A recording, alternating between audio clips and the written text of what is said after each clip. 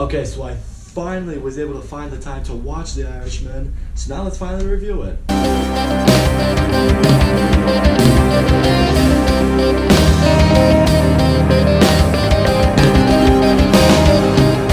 The Irishman is the newest movie brought to us by Martin Scorsese. This movie starring Robert De Niro, Joe Pesci, and Al Pacino. Martin Scorsese, I think, is easily one of the best directors we have ever seen. He's directed some of my favorite movies I've seen in recent years. He's also directed The Departed, which is one of my all-time favorite movies. But what I think I was most looking forward to with The Irishman is this being more of a return to form with Martin Scorsese. I think his best movies have been the mobster kind of movies. You know, The Departed, as I already mentioned. Goodfellas, also one of his best. Some might say that is his best. And I was also really excited to see these three actors, De Niro, Pacino, and Pesci, back in this kind of movie together, because these are really the kind of roles that they are known for. They've all done work with Martin Scorsese, so you know they're going to work well with him. And also, when I found out it was going to be released on Netflix for the whole world to see for the price of whatever you pay a month for Netflix nowadays, I don't remember, I'm still on my dad's.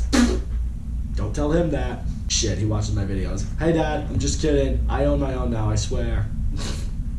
He knows, it's all good. But knowing that I could enjoy a Martin Scorsese movie in the comforts of home without having to drive miles away to probably some unknown movie theater, which would probably be one of the 3 theaters in Massachusetts that was going to show it, I was thrilled. And now that I have seen The Irishman, I can happily say this is definitely a return to form for Martin Scorsese. This movie is very, very well made. It's definitely going to be recognized for a lot of big awards come Oscar season.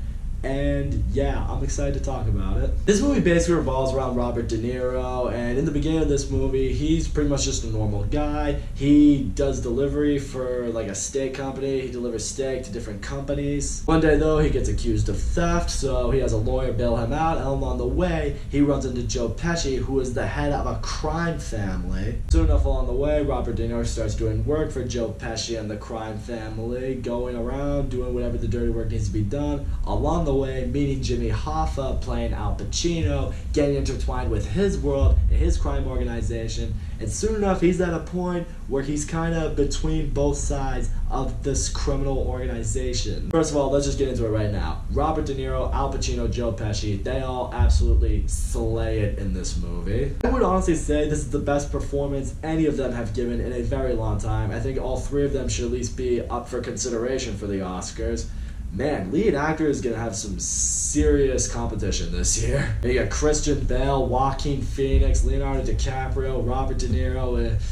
Whoever wins it this year is going to earn it. What I really love seeing with Robert De Niro, though, is just how he does fall into the organized crime family. It's not so much the way that he falls into it, it's just how he kind of just seamlessly just fits right into it. Because obviously you see Robert De Niro, he has that attitude to him, he has that macho man kind of mentality, doesn't take shit from anyone. He finds out someone's doing something to him or maybe a family member of him, he will go, and if he has to beat the absolute shit out of this person to get his message across, he'll do it, and you believe it. Robert De Niro's characters just always have like some kind of very intimidating finesse about them, that kind of energy they give off. You speak with Robert De Niro, and in pretty much every movie you're just like, this is like the one guy I'm never, ever, ever going to cross. Joe Pesci and Al Pacino as well, they're both fantastic in this movie. I feel like the 2 of them have kind of been retired for a while. Joe Pesci especially. I know Al Pacino has done some work here and there, but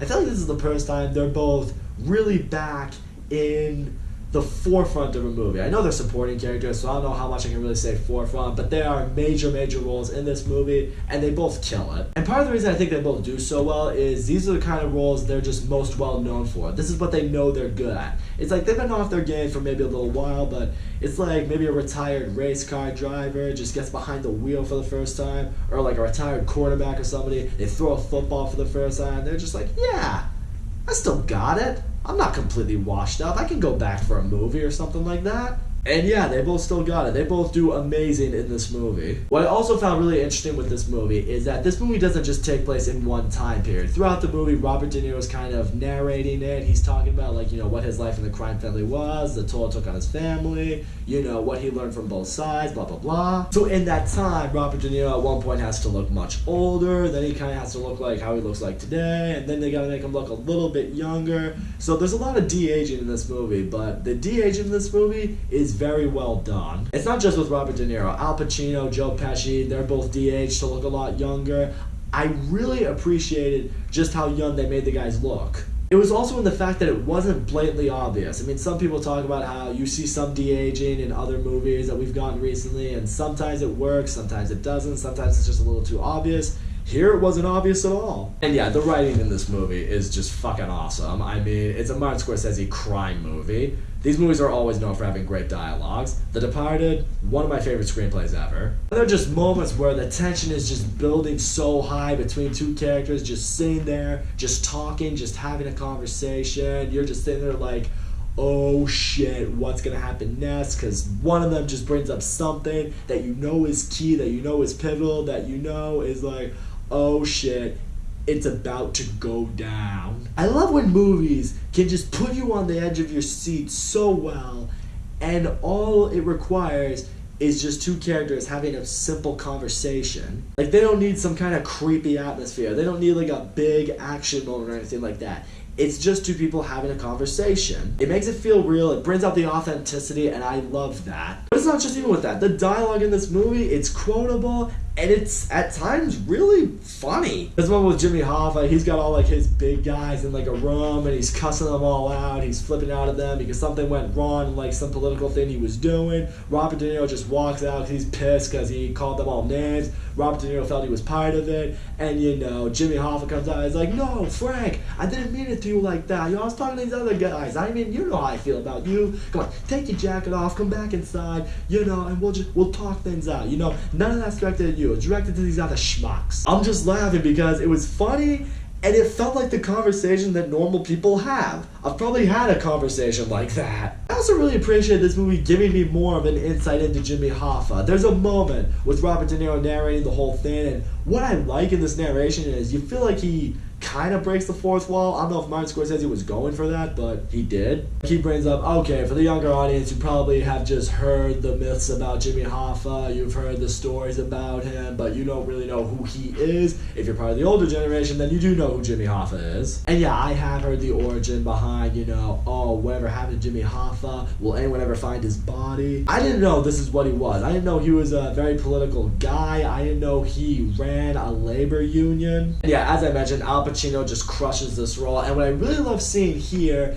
is how this makes things complicated for Robert De Niro when he starts working closely with Jimmy Hoffa. Because Jimmy Hoffa does financial work with Joe Pesci's crime family. That's how he's kind of intertwined into this whole thing, and that's kind of what has Robert De Niro going back and forth between the two of them. Because, Jimmy Hoffa might want one thing, he may approach something a certain way, and, for Joe Pesci and his organization, they're like, we don't really think that's the best move. We don't like how he's going out of bounds like that. And even on the personal level, you see how it kind of conflicts with Robert De Niro, because on the side with Joe Pesci is just a really good friend of Robert De Niro, but he's not really like connected with Robert De Niro's family. Like, one of the storylines through this movie is the strain that all this takes on one of Robert De Niro's daughters. When she was a little girl, Joe Pesci was around a lot.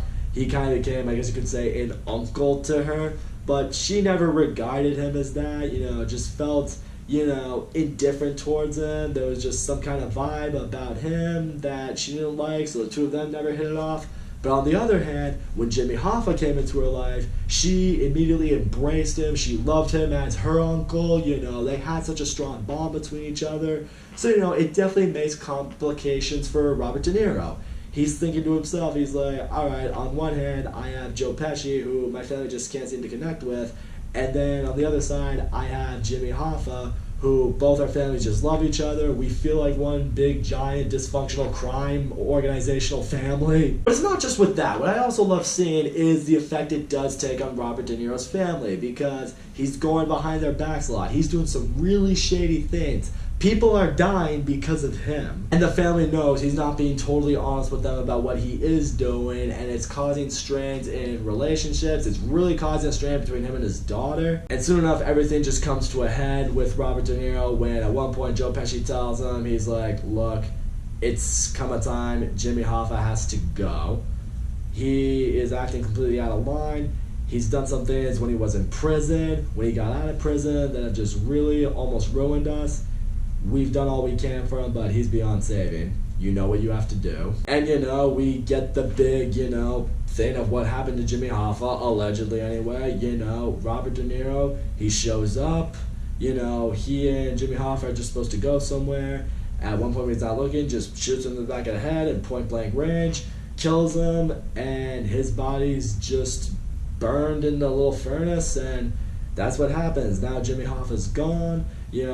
The organizational crime family run by Joe Pesci, that all just goes back to normal. Eventually we do see he and Robert De Niro eventually would do some prison time because of what had gone on. No one ever found Jimmy Hoffa's body, as they have confirmed. But what I also like seeing right here is, as I alluded to earlier, you really see the strain that Robert De Niro has caused on his family. He's pretty much lost his family. See at one point later on when Robert De Niro is much, much older, he's probably on his last legs. He's trying to make amends with his daughters, his daughter in particular, who just won't even speak to him. At one point, he just goes into the bank that she works at. He just wants to talk to her, but she wants nothing of it. She doesn't want to look at him. She doesn't want to speak to him. It's like he realizes now, he gave up his family for the crimes he was doing, for the job that he lived. The point where De Niro realizes that he's just all alone in this in his final walks of life. So, he goes out, picks out his own coffin, starts praying for his forgiveness, and just sits on a wheelchair in a nursing home, just pretty much waiting for his time to come. Kind of a fitting movie. Kind of reminds me of the end of Breaking Bad a little bit. I won't really get into that on the off chance you're one of two people who haven't seen Breaking Bad.